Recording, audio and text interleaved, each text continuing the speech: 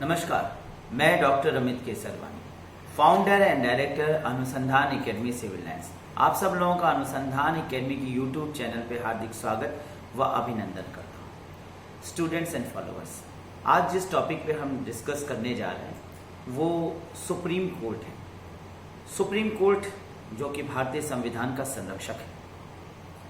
भारत का supreme court काफ़ी शक्तिशाली है। भारत के संविधान में इसे काफी शक्तिशाली बनाया है।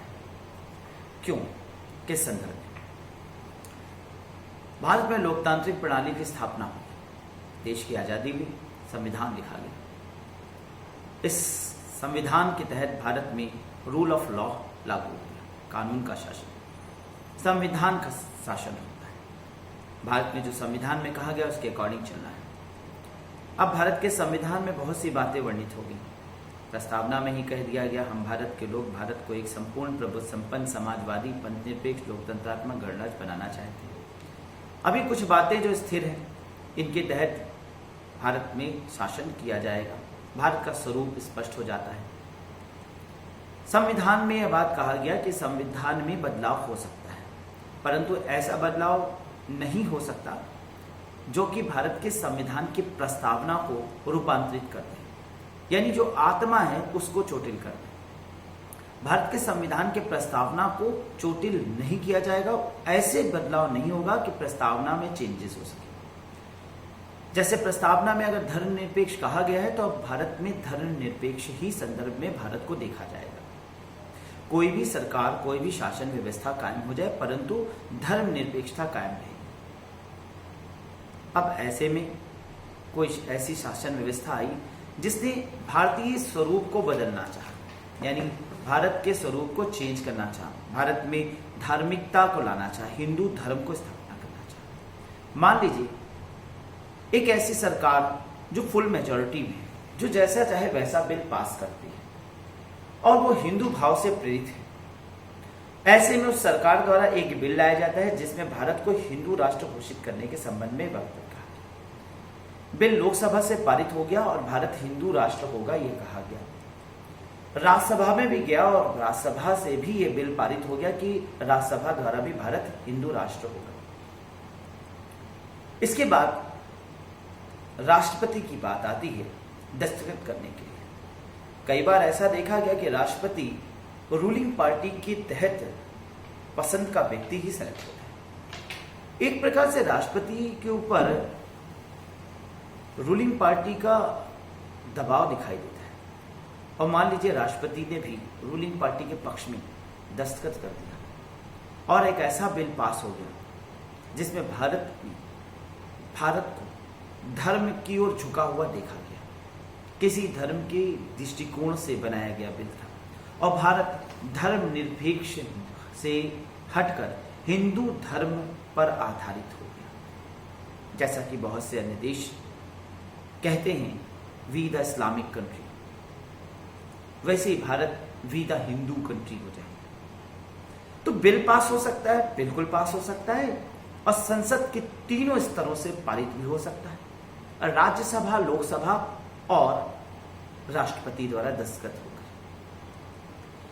लेकिन फिर इसके बाद बिल लोकतांत्रिक प्रणाली से जरूर पास हो गया, भले ही 80 से 90% या 100% जो सांसद सदस्य थे, राष्ट्रपति सबने मिलके इसे पारित कर दिया हो।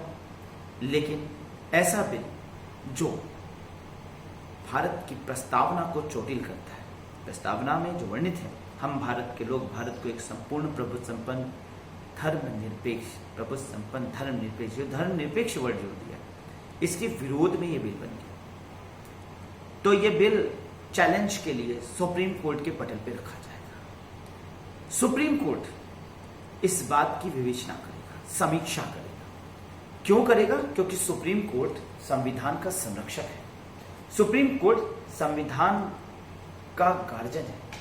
सुप्रीम कोर्ट जांच करेगा कि वास्तव में जो ये बिल बनाया गया ये एक्यूरेट है, सही है, संविधान अनुरूप है या नहीं। अगर संविधान की आत्मा का इसने भेदन किया है, संविधान की आत्मा को दुख पहुंचाया है, तो इस बिल को सुप्रीम कोर्ट डिसॉल्व कर सकता है, डिसॉल्व करता है। सुप्रीम कोर्ट की शक्तियां अपार दिखाई देती है।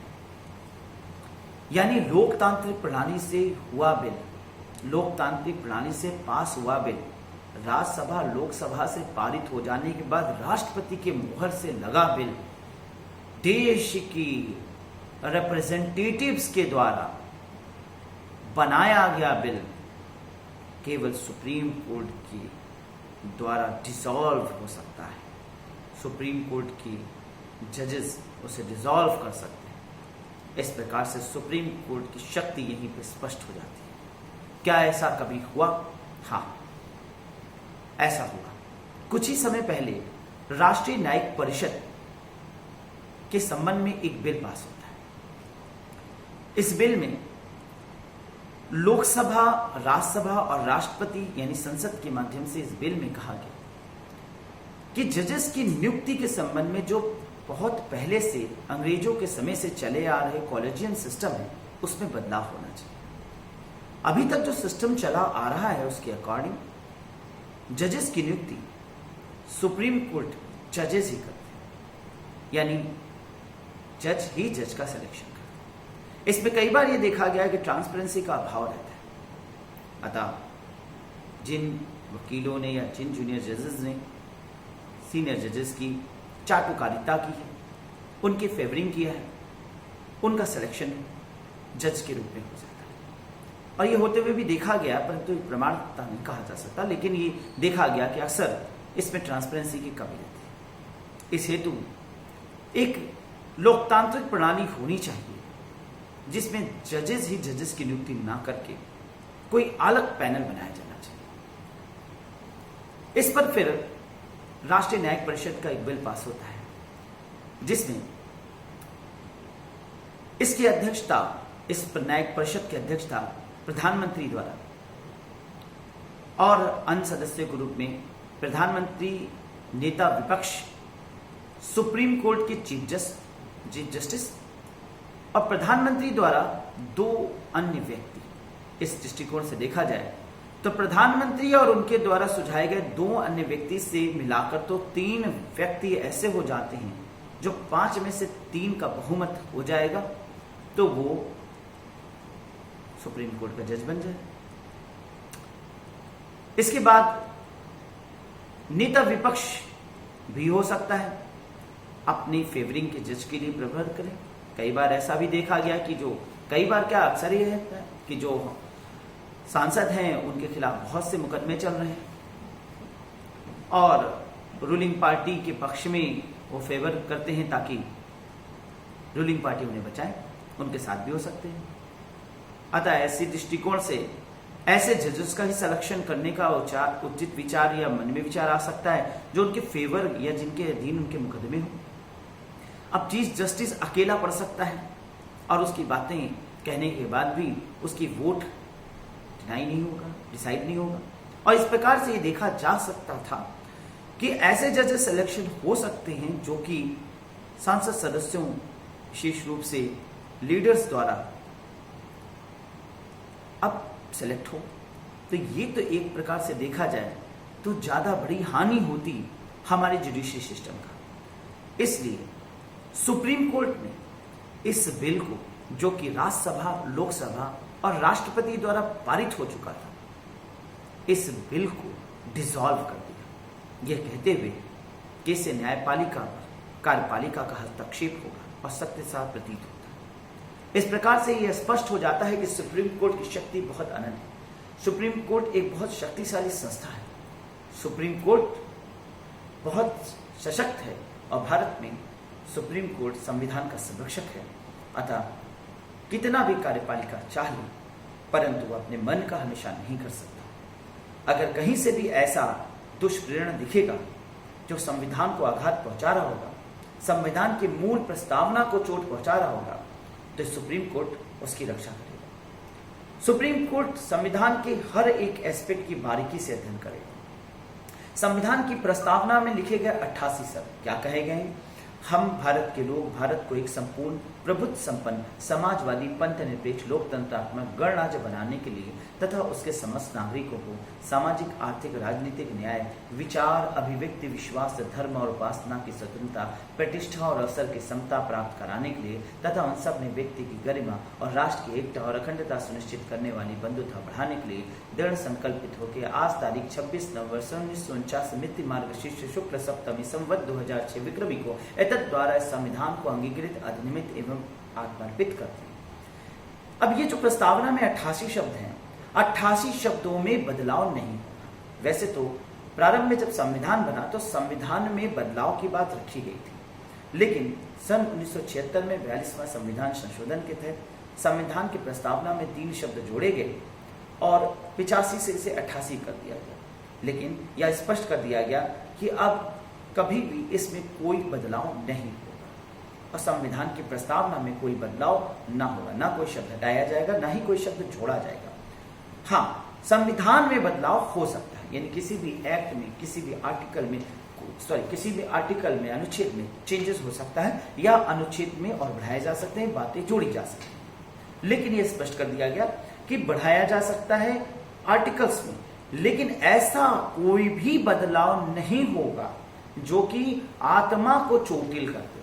जैसे संविधान के अनुच्छेदों में कहा गया है, संविधान में वर्णित है कि न्यायपालिका पर कार्यपालिका का हस्तक्षेप नहीं होगा और राष्ट्रीय न्यायिक परिषद के बनने के बाद एक प्रकार से कार्यपालिका का न्यायपालिका पर हस्तक्षेप हो गया और ऐसा होने के बाद वह बिल डिसॉल्व हो गया। तो सुप्रीम कोर्ट बहुत सशक्त शक्ति है। अब आज थोड़ा सा सुप्रीम कोर्ट के विषय में संविधान में क्या क्या वर्णन है, संविधान में से किस अनुच्छेद के तहत क्या कहा गया है, हम उसकी चर्चा करेंगे।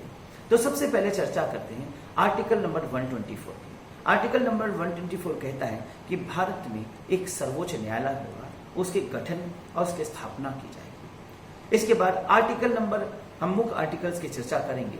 आर्टिकल नंबर 127 में सर्वोच्च न्यायालय में तदर्थ न्यायाधीशों की भी नियुक्ति की बात करेगी, यानी एडहॉक जजेस नियुक्त किए जा सकते हैं।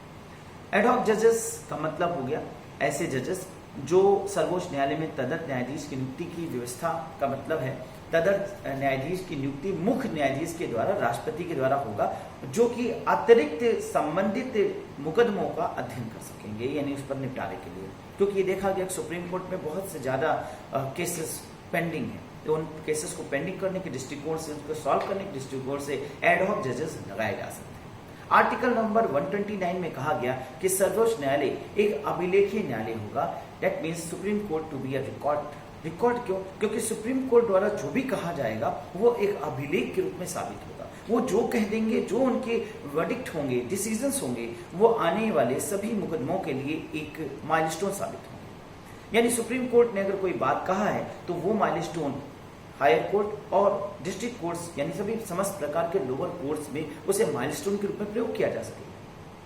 ये जरूरी नहीं कि उसी पर ही कार्रवाई हो, लेकिन उनको माइलस्टोन के लिए प्रयोग किया जाएगा। अगर किसी फैसले में किसी जज ने किसी व्यक्ति को जो 302 लग सकता था लेकिन उसको छूट दे दी या किसी प्रकार की रियायत दे दी, तो वो भी एक माइलस्टोन साबित होगा। ऐसे ही किसी अन्य मुकदमे के संबंध में, इसीलिए इसे एक अभिलेखीय न्यायालय कहा गया है। इसी प्रकार से आर्टिकल नंबर 143 में कहा गया कि सर्वोच्च न्यायालय से परामर्श करने की राष्ट्रपति की शक्ति होगी। ये एक इंपॉर्टेंट एस्पेक्ट है क्योंकि राष्ट्रपति देश का प्रमुख है।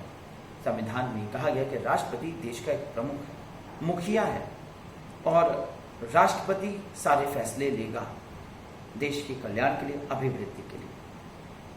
लेकिन राष्ट्रपति जरूरी नहीं कि वो लीगल व्यक्ति हो, लीगल क्षेत्र से आया हो सकता है उसे लॉ का ज्ञान ना हो, संविधान का नॉलेज ना हो। लेकिन ऐसे में राष्ट्रपति लीगल एस्पेक्ट जानने के लिए सुप्रीम कोर्ट से राय ले सकता है, सुप्रीम कोर्ट से परामर्श ले सकता है। सुप्रीम कोर्ट उसको एडवाइजेस देने के लिए बाध्य है, परंतु यह ध्यान रखिएगा कि राष्ट्रपति एडवाइस लेगा सुप्रीम कोर्ट से, परंतु राष्ट्रपति बाध्य नहीं है कि उस एडवाइस पे वो कार्य करे। लेकिन सुप्रीम कोर्ट बाध्य है राष्ट्रपति को एडवाइस देने के लिए अगर राष्ट्रपति ने सुप्रीम कोर्ट से एडवाइस मांगा है। वर्तमान में सर्वोच्च न्यायालय में सदस्यों की संख्या अगर हम देखें न्यायाधीशों की, तो एक मुख्य न्यायाधीश के साथ साथ 30 अन्य न्यायाधीश हैं। इस प्रकार से कुल न्यायाधीशों की संख्या 30 हो जाती है। सुप्रीम कोर्ट के संबंध में संवैधानिक पीठ पर बात करते हैं। कॉन्स्टिट्यूशनल बेंच, कई बार आपने सुना होगा, एक संवैधानिक पीठ लगाई गई। इसका मतलब है कि संविधान के संबंध में कोई भी विवेचना हाई कोर्ट नहीं कर सकता। इस आशय पर सुप्रीम कोर्ट के ऐसे पीठ से जिसमें संवैधानिक विवादों की बात होगी, उसकी सुनवाई के लिए सिर्फ सर्वोच्च न्यायालय ही ये प्रक्रिया संबंधी नियम बनाएगा, व्यवस्था करेगा, संवैधानिक पीठ गठित करेगा। यानी संविधान के अंतर्गत अगर कोई विवेचना हो रहा है, किसी भी मामले में, कोई भी मुकदमे में ऐसा हुआ कि संविधान में यह कहा गया है, सही कहा गया, गलत कहा गया, संविधान के अनुसार इसका क्या अर्थ निकलता है, अगर ऐसी विवेचना सामने आती है तो इस विवेचना के संबंध में केवल और केवल अध्ययन करने का अधिकार सुप्रीम कोर्ट को है। कोई हाई कोर्ट संविधान पर कोई भी विवेचना नहीं कर सकता। और यह भी सुप्रीम कोर्ट अकेले 1 या 2 या 3 जजेस की पैनल के साथ नहीं करेगा। सुप्रीम कोर्ट जब ऐसा करेगा तो वो 5 जजेस की एक संवैधानिक पीठ यानी कॉन्स्टिट्यूशनल बेंच लगाएगा, और वो 5 जजेस की कॉन्स्टिट्यूशनल पीठ ही कोई फैसला कर सकेगी। इस प्रकार से संवैधानिक पीठ की बात, कॉन्स्टिट्यूशनल बेंच की बात संविधान में कहा गया और यह अक्सर देखा गया। जैसे फॉर एग्जाम्पल एक मुद्दा उठा था जब नोटबंदी का मैटर हुआ था। नोटबंदी को प्रधानमंत्री मोदी जी ने कहा कि नोट जो वर्तमान में चलन में है उनमें 500 और 1000 की नोटें वो बैन हो जाएंगी। ऐसा कहते ही देश में हाहाकार की जैसी स्थिति हो गई और काफी बड़े पैमाने पर विरोधियों ने इस पर विरोध जताया। इसी के तहत बहुत से लोगों ने देश के विभिन्न कोर्ट्स में जाकर के अपील दाखिल करा।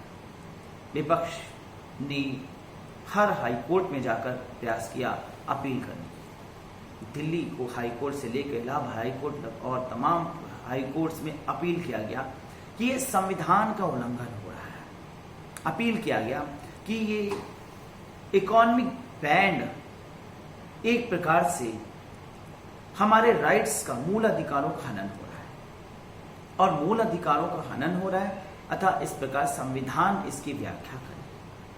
हाई कोर्ट्स ने, देश के सभी हाई कोर्ट ने एक स्वर में एक फैसला इस पर सुनाया कि मामला संवैधानिक तंत्र का ऊपर विवेचना का है। संविधान की विवेचना का मुद्दा हाई कोर्ट नहीं देख सकता, अतः ये सारा चीजें, सारे विवाद एक जगह ही जाएंगे और सुप्रीम कोर्ट इसकी विवेचना करेगा। खैर, यहाँ पर सुप्रीम कोर्ट ने अपने फैसले में यही कहा कि मामला अर्थतंत्र व्यवस्था का है और ऐसी व्यवस्था सरकार के अधीन है। सरकार जो सही समझती है अर्थतंत्र व्यवस्था के रूप में अपने नियम बना सकती है जिससे अर्थव्यवस्था को स्ट्रॉन्ग किया जाए। इस संबंध में सुप्रीम कोर्ट ने यही फैसला सुनाया कि सरकार की क्रियाएं, सरकार के दृष्टिकोण से हम उस पर हस्तक्षेप नहीं करेंगे। हाँ, सरकार जल्द से जल्द लोगों की समस्याओं को दूर करने के लिए अर्थव्यवस्था की तंत्र को बहाल करे, लेकिन विवेचना का मुद्दा हुआ तो कॉन्स्टिट्यूशनल बेंच या संवैधानिक मुद्दा विवेचना कौन करता है? Supreme court.